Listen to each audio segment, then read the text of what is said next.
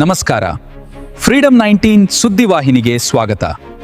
ಇಂದಿನ ಮುಖ್ಯ ಸುದ್ದಿಗಳತ್ತ ಗಮನ ಹರಿಸೋಣ.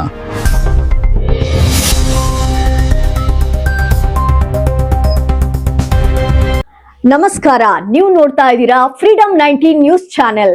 ನಿಖರ ಮತ್ತು ಪರಿಶೀಲಿತ ನಿರಂತರ ಸುದ್ದಿಗಳನ್ನ ಜವಾಬ್ದಾರಿಯುತವಾಗಿ ತಲುಪಿಸುವಂತ ವಿಶ್ವಾಸಾರ್ಹ ಸುದ್ದಿ ವೇದಿಕೆ ಫ್ರೀಡಂ 19 ನ್ಯೂಸ್ ಚಾನೆಲ್ಗೆ ತಮಗೆಲ್ಲರಿಗೂ ಆತ್ಮೀಯವಾದಂತಹ ಸ್ವಾಗತ. ಬನ್ನಿ ಇವತ್ತಿನ ಸುದ್ದಿಗಳನ್ನ ನೋಡೋಣ.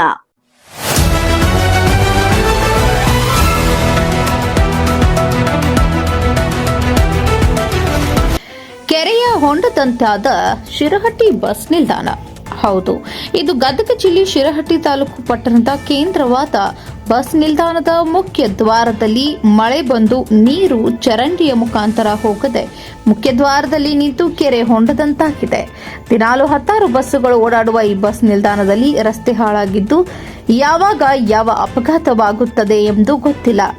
ಅಲ್ಲದೆ ಈ ಗುಂಡಿಗಳಿಂದ ಮಳೆಗಾಲದಲ್ಲಿ ಬಸ್ಸನ್ನ ಒಳಗೆ ತರಲು ಮತ್ತು ಹೊರಗೆ ತೆಗೆದುಕೊಂಡು ಹೋಗಲು ನಮಗೂ ಬಹಳ ಕಷ್ಟವಾಗ್ತಿದೆ ಎಂದು ಕೆಎಸ್ಆರ್ಟಿಸಿಯ ಬಸ್ ಡ್ರೈವರ್ಗಳು ತಮ್ಮ ನೋವನ್ನ ಹಂಚಿಕೊಂಡರು. ಮತ್ತು ಜನರು ಹಾಗೂ ಬೈಕ್ ಸವಾರರು ಸಂಚರಿಸುವ ವೇಳೆ ನೀರಿನ ಹೊಂಡಕ್ಕೆ ಬಿದ್ದು ಅಪಾಯವಾಗುವ ಮುನ್ಸೂಚನೆ ಇದ್ದು ಸಾರ್ವಜನಿಕರಲ್ಲಿ ಭಯ ಭೀತಿ ಉಂಟಾಗಿದೆ.